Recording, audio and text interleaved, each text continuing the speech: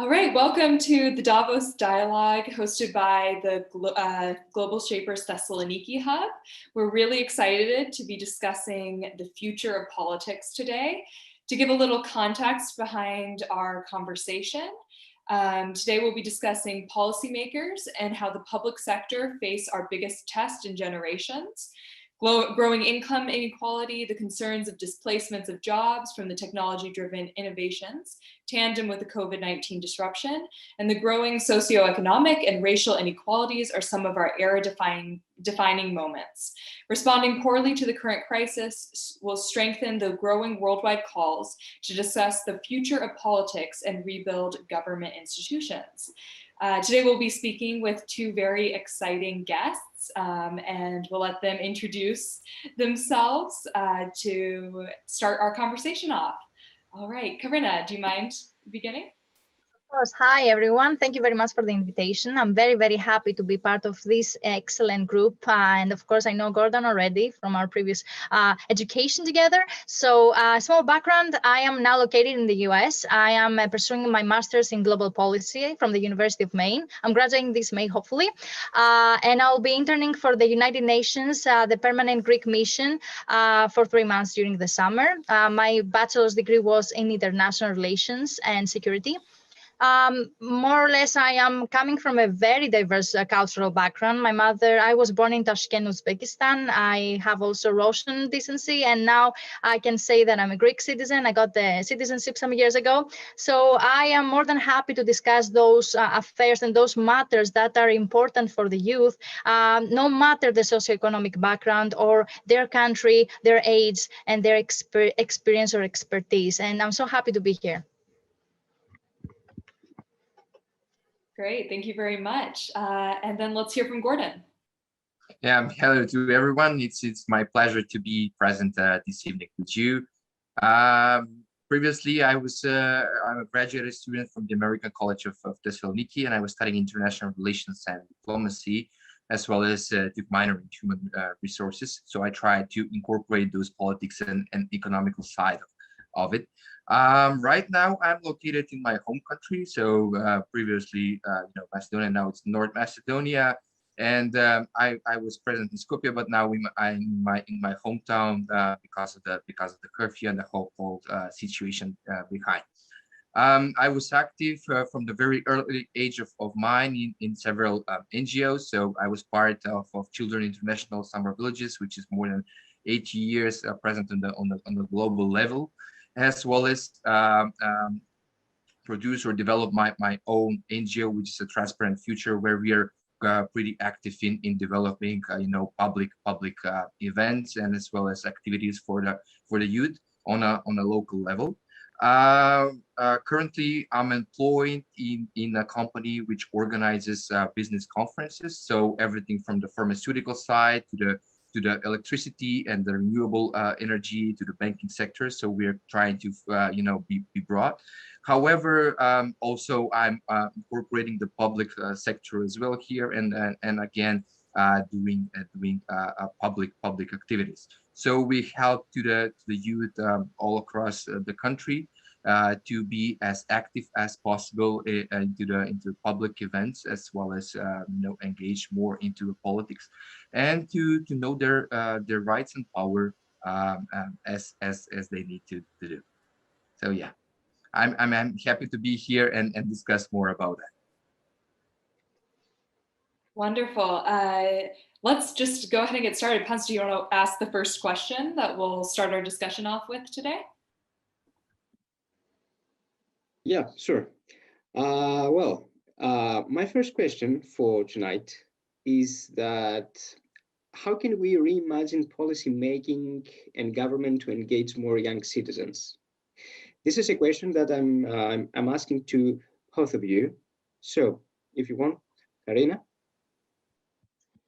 Thank you, Panos, for the question.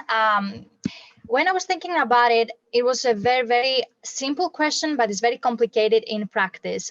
For me, we need to start looking at those underprivileged neighborhoods where young people cannot even imagine themselves having their voices being heard or even getting involved in the community engagement and the affairs of the society in whole.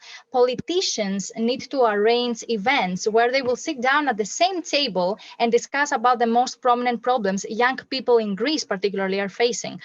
From what I have experienced myself when I was living in Greece, now due to the high unemployment and the brain drain, many people are left wondering what is the next day looking like.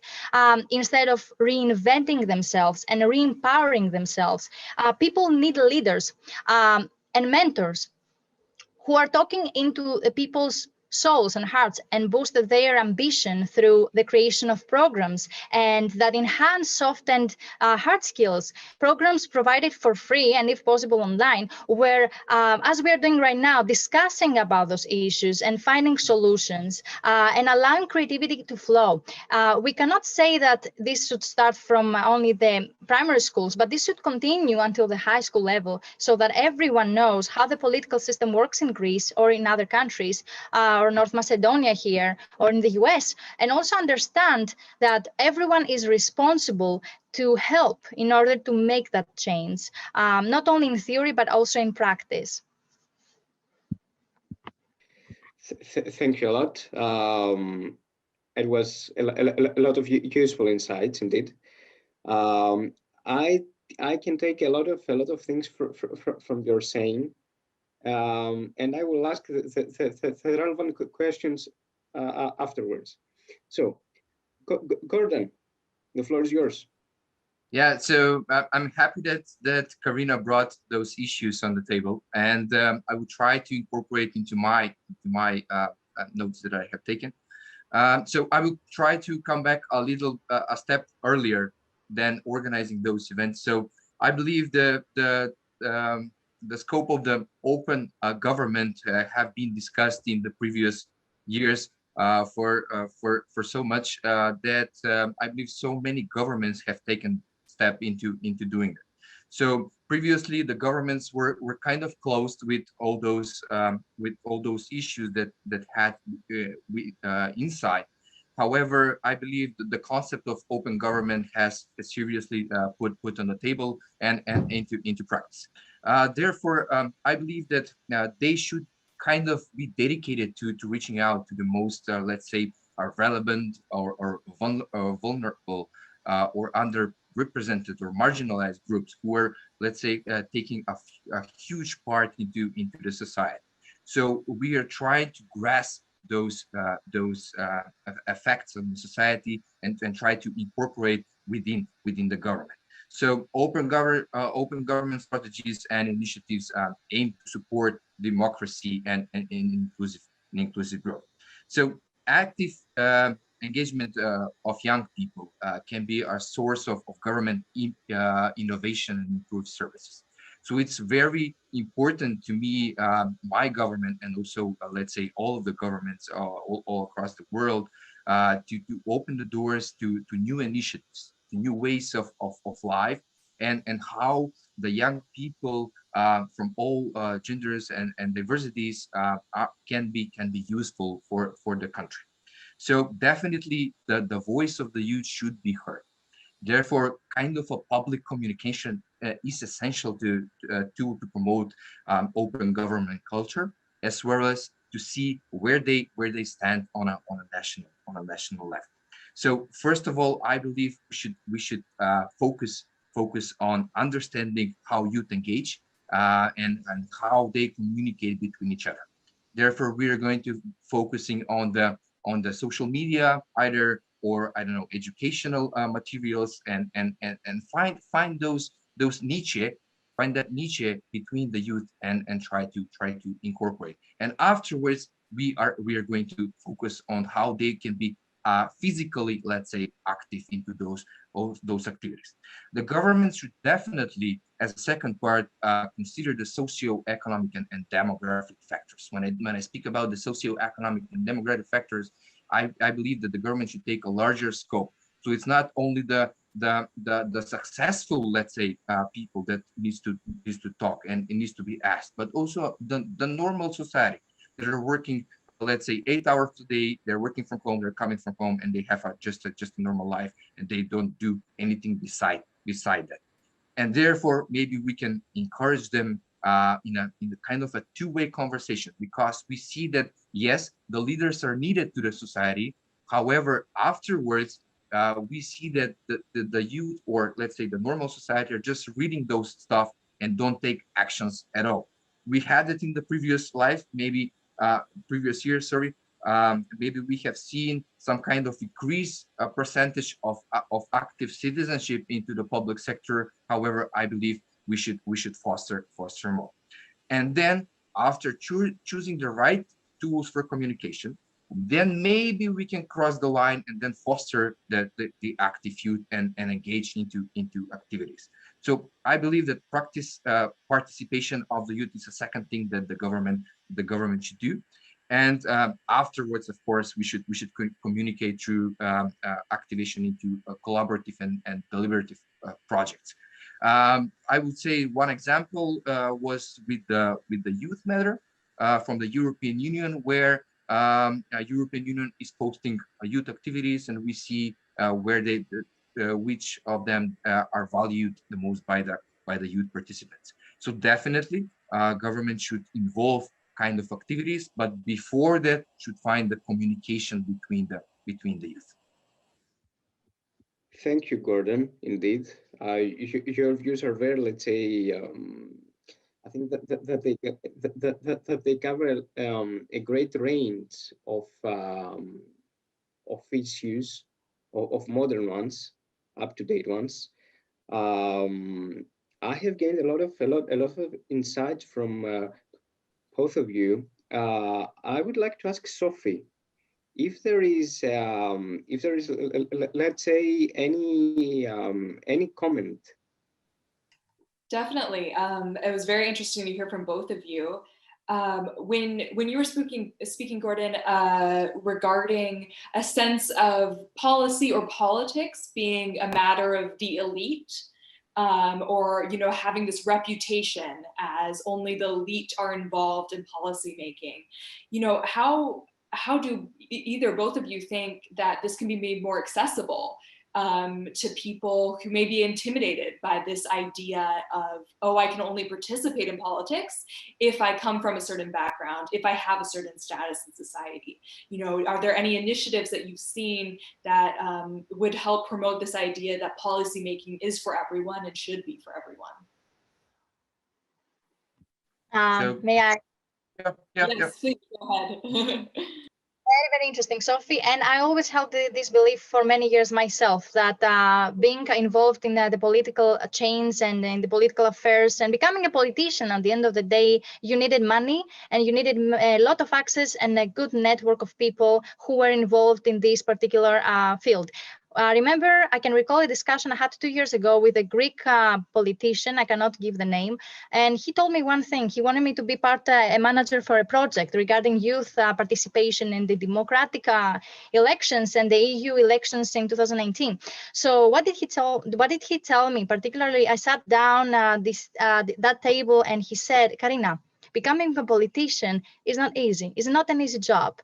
And actually, Karina, becoming a politician is a hobby. And for some seconds, I just paused and I'm like, so you're telling me I will never be able to become a politician? In my mind, I was saying that because it's just a hobby, a financial, very expensive hobby that I personally wouldn't afford based on my socioeconomic background. So only those who are having that access on those networks and those resources, they can. And he said, it's just a hobby. You need, and he was showing me a picture of how the diplomas and all these universities that he studied abroad, Harvard, Yale, showing to me that actually me and another fellow Greek citizen won't be not even imagine going abroad and studying. And I can tell you one thing, I have proven this person wrong.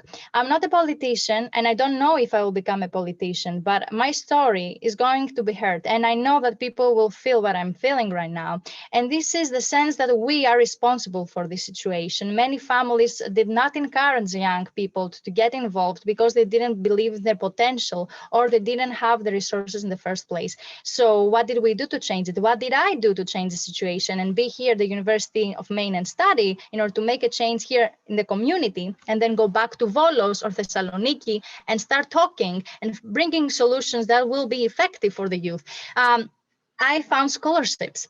Many young people in Greece do not have the financial resources to go abroad to study because of it's really expensive here in the US to study, and also the living expenses. I found scholarships in different universities in Australia, in the UK, in the US. I came here. I'm receiving this degree, and I'm not here for the degree. I'm here for the soft skills and also learning how politics and the economy works, and what I can do as a citizen from Greece, from this little town city in Volos. How can I make that change? So it's really up to the person to find those scholarships, to increase their educational growth, to find the empowerment in them to believe that they can make the change, and not allow other people to tell them, no, it's just a hobby, or no, you cannot do it. It is as it is. You cannot make that change. I want to prove them wrong. Gordon and I, we will prove them wrong if we ever become politicians, because we have this energy and this vision and love for our people. And this is my goal. I want to prove those people that yes, we did it, and we are here in that particular field, and we can implement change. Great, thank you for sharing.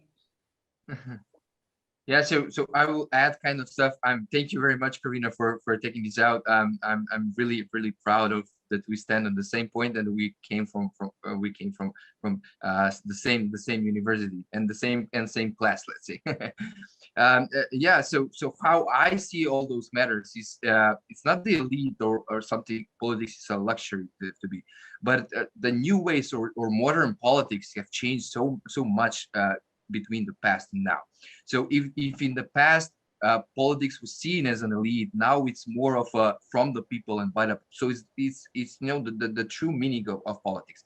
We see that young people are not interested into gaining some, I don't know, financial or I don't know, some power, but to be active into the community, to be to make good for the community. And if somebody is not realizing or making it happen what have promised, then the young people knows that they can do by themselves. So they don't need the politicians at all. We see that kind of economics now is draining the politics, and it should be, right? In the end, political parties and the government is gaining money from the economic sector. So it's much easier nowadays for the young people to be engaged into the private sector and, you know, be valued as they are, kind of, rather than be active into politics and depend on political party and some policy makers. So what I believe, kind of a modern way politician should be from the people, should be close to the normal society, to the everyday society, communicate their language, and yet and hence, you know, represent the best of the nation.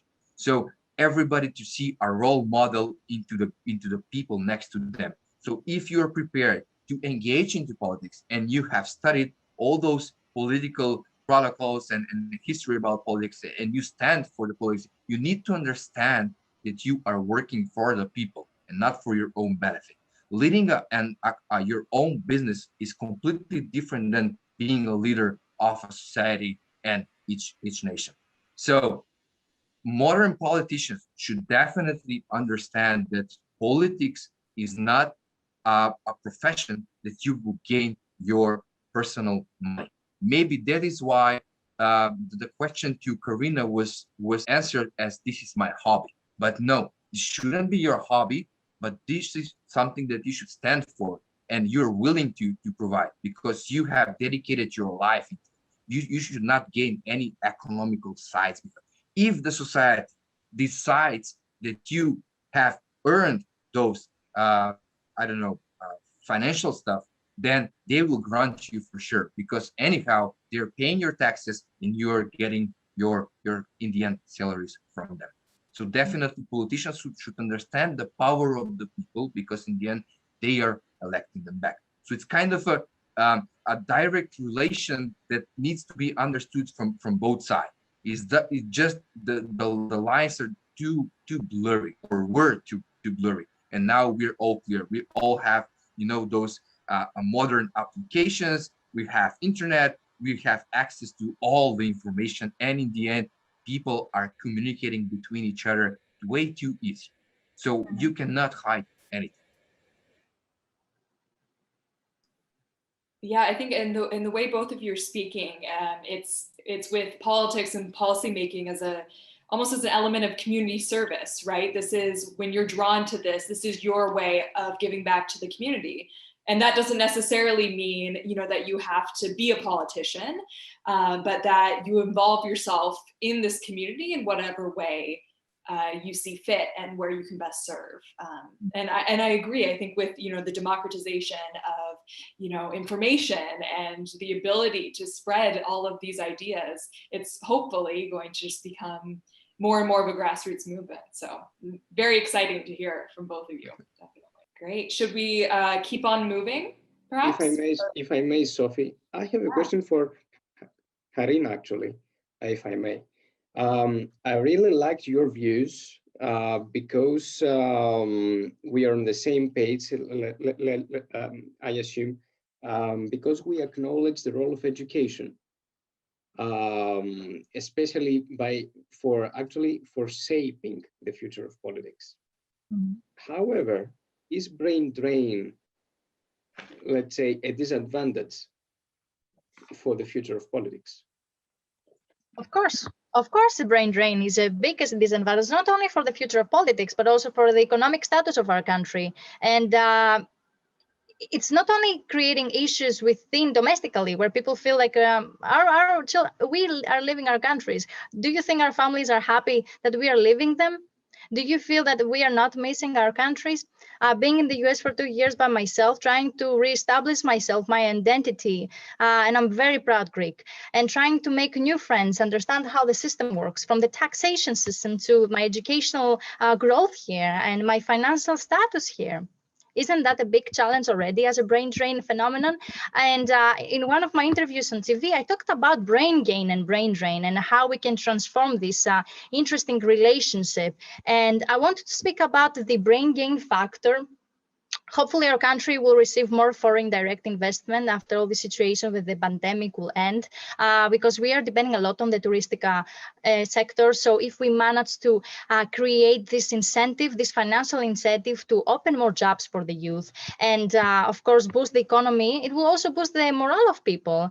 But now with the ongoing pandemic, it has proven that we are more interconnected with one another, and supporting our countries by returning back is huge, is important. And stuck here in these countries and not being able to travel is making the brain drain even more not preventable. We need to provide young scientists these incentives. Because at the end of the day, why would a young person who's making $3,000 in New York return back to an economy that is suffering due to the 2008 recession, still paying for its debt? What do? We cannot increase the wage, the minimum wage that high, but we can definitely allow creativity to flourish, opening the ability, creating this ability for young professions to feel that they are being heard, that they have these new ideas that they can implement in Greece. We need to allow to decrease bureaucracy, which is a huge problem in our country, and decreases productivity. And people are leaving for that reason. Because if I wanted to open my own company or my own NGO in Greece, I know that I will have to wait for 3 years before it's effective. Before it goes into effective work. So we need to allow those. We cannot definitely change the economy in one day, but we can definitely incorporate a balance of incentives, financial incentives, small bonuses, reward systems, making people feel heard. because the quality and the beautiful weather in our country makes you want to stay. I'm sure many young people in Germany or in the UK, they would love to go back to Greece because they want to stay there. The quality of life cannot be compared to another place, but we don't have the stability. We don't have this financial incentive. So we need to create more opportunities. Excuse me, we have sirens going on here, for people to feel that they're being heard and that they can pay the rent next month and not being struggling. So our politicians and we, the people, we need to allow foreign direct investment to flourish in our country and open more jobs. And if I may add something to this regarding the brain drain, and how we can have more people engaged in politics, can I take it a step back to the educational part again and for the youth? May I? Yes, please, go ahead. I was, and I think Gordon as well, we were participating in UN simulations in Paris, in Science Po, and also at the University of Macedonia in Greece. So young students should, I think schools should allow them to have small simulations of the Greek Parliament, the United Nations, or the European Parliament, so that the students understand how diplomacy and policy making works. I remember we were taught a class about the Greek political system, but honestly, we need to incorporate theory into practice.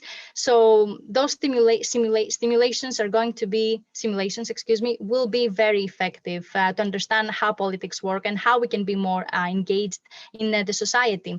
And secondly, we need to have our children being engaged also and volunteer in different NGOs locally, so that they have this this responsibility within the society, which will help them feel that they are doing something that's benefiting others, but also strengthens their incentive to do more and maybe make a change and bring a new idea in the future when they will be an adult. And they're like, I remember we had a huge issue with stray animals back in our city. Let's do something about it. I have this idea. So starting from a very young level, giving this opportunity for people to be involved in NGOs, volunteer, understand how the political system works through simulation, not just books. So we need a balance of everything, if I may say. I hope I answered the question and I didn't go outside of the topic completely. No, No, that's what's, I think, so great about this question. Yeah. It covers so many topics. Can I add some stuff here? Because I really like what Karina said and about public, let's say, youth engagement into the local governments, let's say. So what we do here in our local sector, let's say, is that we are trying to incorporate local youth activities with the local let's say high schools, and we are trying to put somehow extra curriculum activities where we are going to do something for the city itself. So it's kind of that kind of approach to feel that you are part of this city. It's not that you are just living here, you know, going to college, studying, sleeping, being with your family, and then leaving abroad for going to another level of education or work, but to feel that you have done something for the local community, to feel that you have, I don't know, construct some parts of the city. Maybe you've done something, plant a tree or something. It's all going to bring you back and try to remember. I believe Greece is much better than my country doing this stuff, especially, you know, representing the country's values and respecting the country's values. In my country, I will say that we are still closed and try to forget all that nationship on a local level. However, everybody are eager to better the place of living. So we, as the corona came out, we saw that the local community came back to the city itself. Even though they worked abroad, they came back at home and they can do their stuff from home. And we see a lot of people that left the country a lot years behind. They came back and they want to do, because they are experiencing into let's say living in larger cities than that. So definitely youth local activities will kind of bring closer the young population to the local society. On the other stuff, what we do, and we try to to make a cooperation with one think tank or NGO. It's Bully Watch from Athens. Maybe you are. I believe we are all aware. It's kind of a parliament watch. So that kind of applications allow us to communicate better with our elected politicians. So specifically, Bully Watch is an application that kind of monitors the parliament. But yeah, that kind of similar applications can be installed in all of the institutions, and the young people can choose themselves where they want to engage, but they must engage into something. You are not just a guest in this city where you live and you're born, but you need to do something back to the community. So public activities and let's say social activities, local activities for the youth, I believe will better the beliefs of going abroad. If you make your living society on the standard that you imagined, then you will be definitely part of it. Why to go abroad? So definitely the economic sector that Karina said, and then the social sector are trying to, they must be incorporated between each other into those activities where the youth can show its values and the importance of creation those projects. May I add a small challenge on what Gordon already mentioned? Because we see that we are changing to the online jobs. Everyone is working now remotely. We need to address the challenge that many of our viewers will agree with us. Maybe their parents don't know how to use a computer. Maybe their parents don't know how to use Zoom or Skype. Grandparents who might not be already retired, they might be teachers in the primary school or elementary school. What do we do in that case? And this is a challenge that no one is speaking loud about it. We have many cases in the US where people are let off from their jobs because they don't know how to use Zoom. What do? We need to support those groups that are older than us and they're still trying to keep up with those technological advances that we as well, the youth, are still trying, because there's so many multitasking things we have to do. I'm teaching here at the University of Maine, and I have a class over Zoom. I have to multitask, see who is here, who is okay, who is listening. I am feeling that overwhelmed. Imagine a person who is 60 years old, who never had to teach over a laptop, how challenging it is for them, and then losing their job because of this technological advancement that we had to go into due to the pandemic. So we always need to also think about those people and what we could do to help them. Just want to make a comment on that. Definitely. Thanks for adding that. It's very important. I think, it can't be overestimated. There's many great things about moving online, but it does leave a lot of people, in isolation socially, or behind in just terms of the digital advancement. So thank you for adding that. Well, I would like to ask Gordon now, because you mentioned the public sector several times, and I want to ask you, do you believe that young people should have more representation in the public sector, and why? Definitely. First of all, personally speaking, I believe that young population, because of all those access to information, can be productive as much as possible to all those public sectors. Speaking about, I would take, let's say, the Balkan territory all across here. We all know that that administrative work is kind of put on a lower level than it used to be. Therefore, by bringing back the standards of the administrative work, and also finding the relation between the youth and the older generation that is inside the administration work can be much useful than it is now. I see that the young population is showing less interest into engage into the public sector, which is understandable for me. They all want some new, let's say, challenges and opportunities that public sector is offering. However, the functional part of the country is valued by the work of the administration. So if the administration part is not working, then we have infunctionality of the whole country. So therefore, I believe that youth people must understand the positive side of the administrative work in the public sector, and rather bring all that power and opportunities and knowledge into the work. We all know that public sector is quite of slow because of the bureaucracy and the legislation that needs to pass.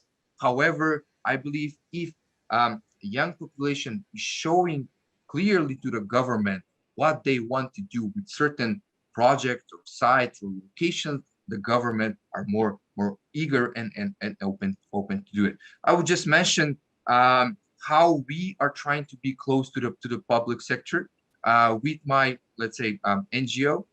We are trying to make relations with the local municipality, where we are organizing the activities that municipality itself needs to organize.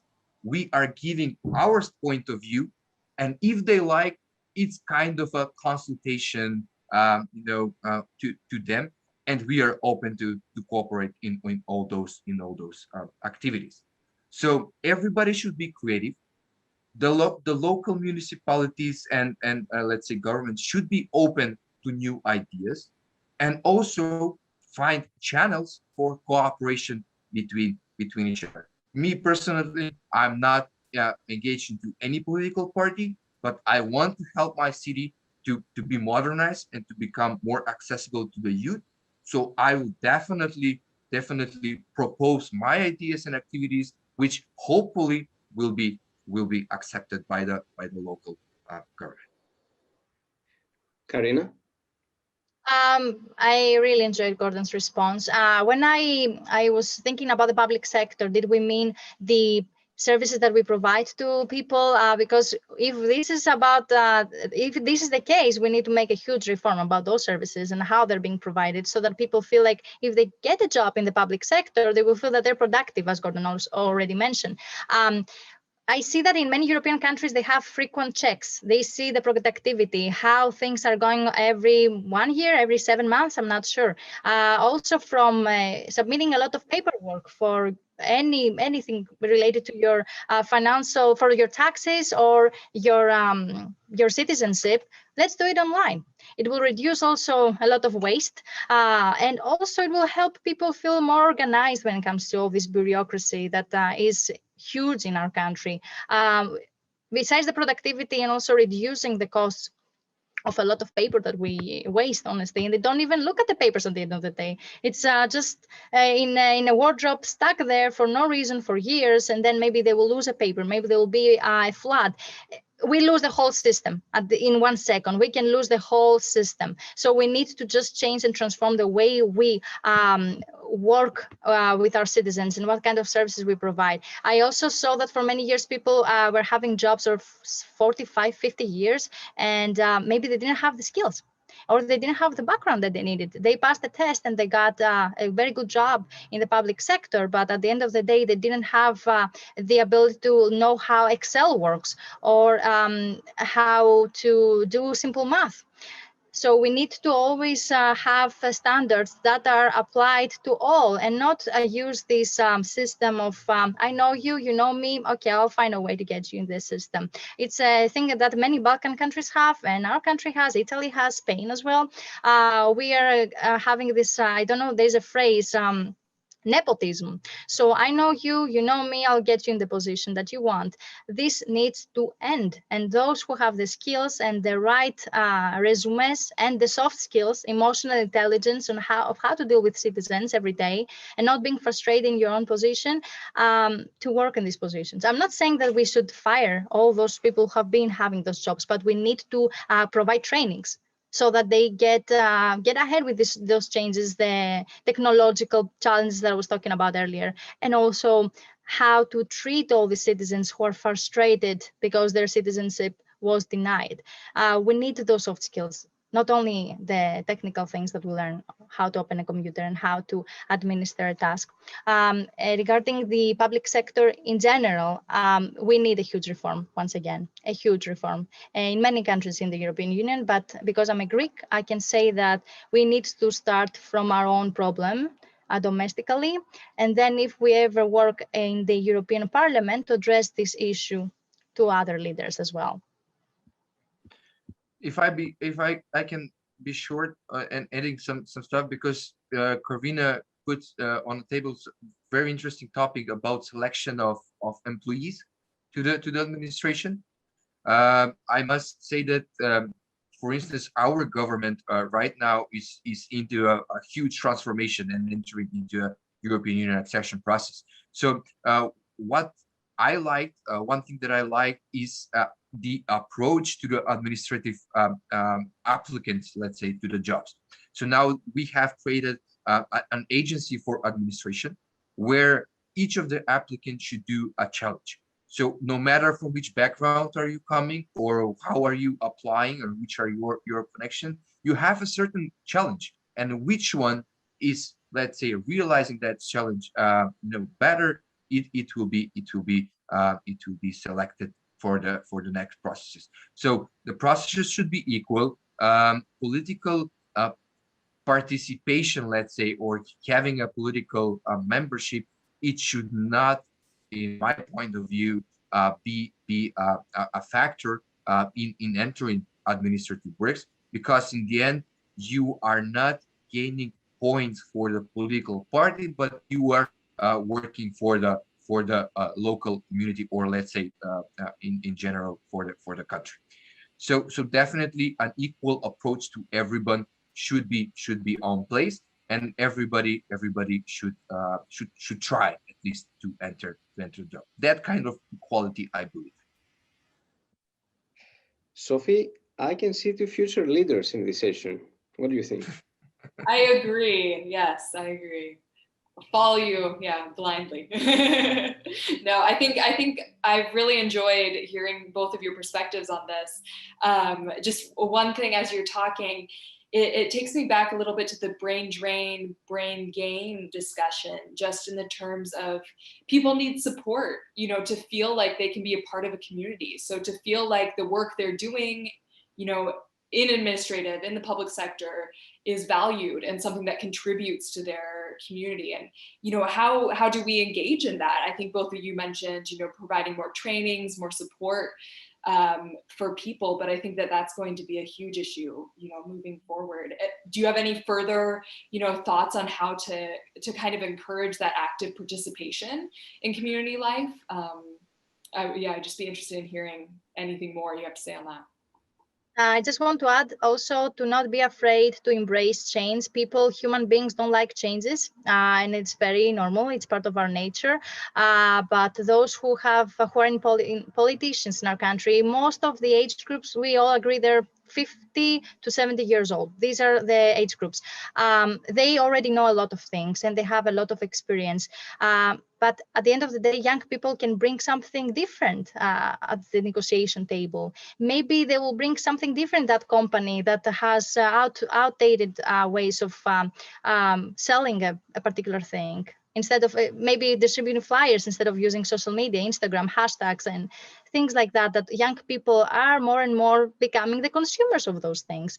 And we are going to vote for the next leaders. So I really, really want those politicians who might see this video and who might want to take the time to learn something from what we want to say, listen to us, allow us to attend those meetings sometimes. Maybe we have an idea that you might never have thought about, because we travel a lot. We talk with many young people all over the world, thanks to Facebook, Instagram, and Twitter. And we have access to new information that is spreading so fast that maybe a leader who is many years in the particular field don't have access on these things. So please listen to the young people. We have a lot of things to give, but we want to be appreciated as well. This is what is going to make change, allowing change itself. Definitely. I think that segues perfectly into another question, that what are the key attributes that both of you think leaders will need in the future, as now and as we continue to move forward, with technology changing, with, issues with fake news, with politicization, polarization growing, what are those key attributes that these leaders will need? Well, if I may start here, because I'm coming from the, let's say, kind of the epicenter of the fake news in the U.S. politics. Let's say my city was mostly involved in it, which I'm not really proud of. Having all these known people to me. However, maybe that was the only thing that they could do. Anyway, I believe that the future politician or modern politician should be kind of informal, or close to the society, which will represent the politics from different angle and will show the good part, will stand behind the people that he or she represents, and show the importance of the people's vote. So give them opportunities to create politics to the normal society, and of course organize activities in order those initiatives to be put on place. So definitely the future policymakers or the future politicians should be voted or brought on the table from the community itself.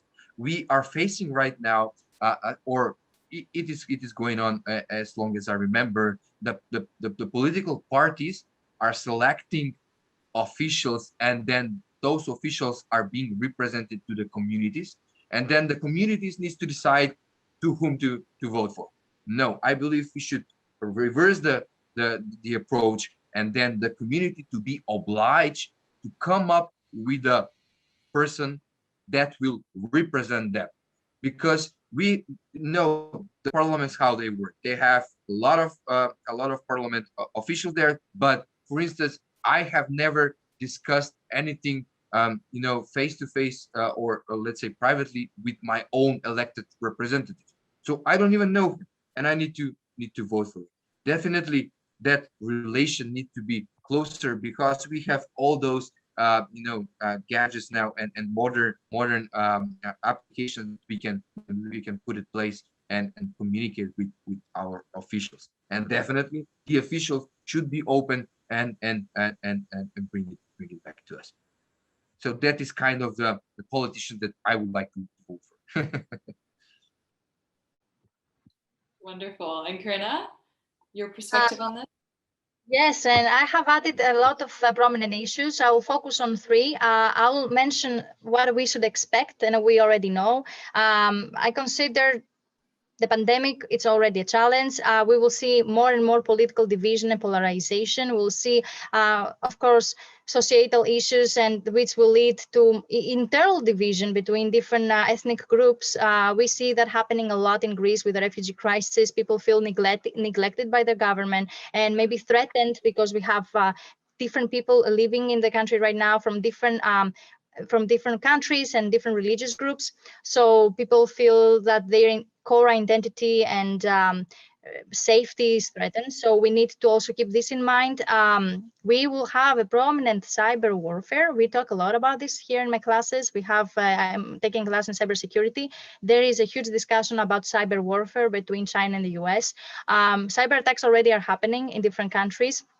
Another prominent issue we will see in 20 years from now we will be laughing. In the 20 years we'll be crying, hopefully not. Robots replacing humans. We see that already happening. We have robots making people surgeries, committing surgeries. We have robots creating systems or controlling the whole cyberspace. Hackers becoming more and more eloquent on how to use the dark side of the web to get more and more information and spread also disinformation and hate messages, and of course terrorist attacks.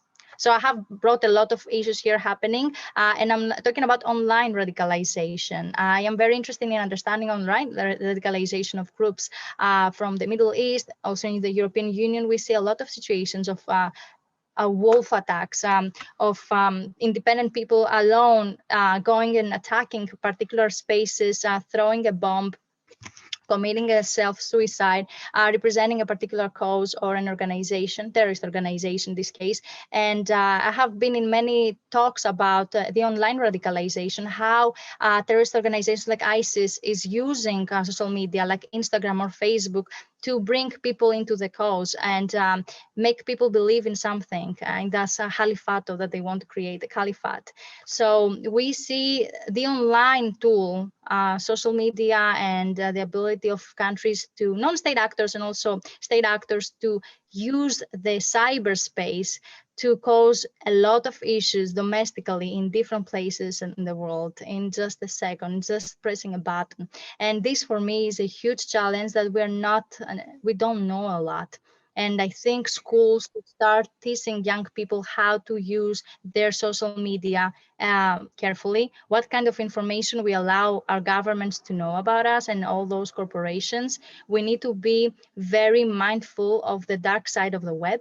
There's a lot of human trafficking happening there, a lot of sale of organs and weapons, human organs, weapons, drugs, and people might accidentally get access to this kind of websites and have all this information of their credit card stolen, and maybe even engaged in a criminal activity without them knowing. So we need to be really careful what's going on online. And our parents don't even know about this. We are the ones who are learning. So we need to educate our parents as well, who have Facebook and they have their profiles open and they spread a lot of information for themselves. And now the corporations are making millions of money thanks to our data. So there are a lot of issues here. Gordon already touched some of them. I'm bringing a lot here on the blend, I know, but as young people here, we need to focus on our attention, the global warming aspect, on the online terrorism and online activity of our countries, taking information and using it for elections, which is already very problematic itself.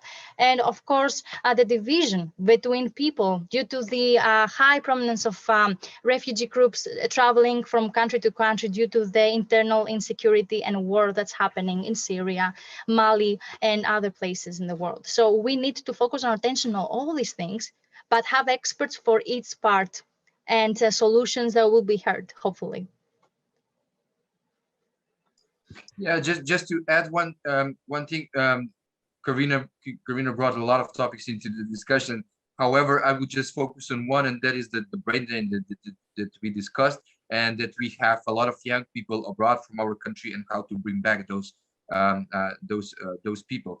I believe the diaspora organizations are present in almost every country. I know that Greece as a country has very organized diaspora organizations, and they are working actively. We have a huge brain drain in the past 10 or 20 years, but that is due to the globalization and mobility within the European Union. I don't see that as a super bad factor, rather than how to use that brain drain. Even though you, Karina, you are now temporary in the States, and maybe you will stay there forever, I don't know. However, what I believe is, how can the Greek state use you without having you present into the country? I believe they can use it very well by finding the certain communication channels, and what can you do for the country. So definitely the diaspora should be active into all those public policy making. It should have a voice. The young population here should also collaborate with the people abroad, and they should share the knowledge between each other, organize activities on the local level, however, organize activities abroad as well, so they can, travel and share experiences between each other. So definitely we are fulfilled with all those problems on a global level, but let's bring back to our homes, as we are all now, I assume. We are closed in kind of curfews or quarantines, or I don't know, and let's try to make something for the local communities, because in the end, we have been born here, we grow up here, and then maybe temporarily we are out of the country. But in the end, I believe everybody should focus on bringing back all that knowledge and experience at home. And the capital. Because that is what gave us birth and what we are today. Wonderful.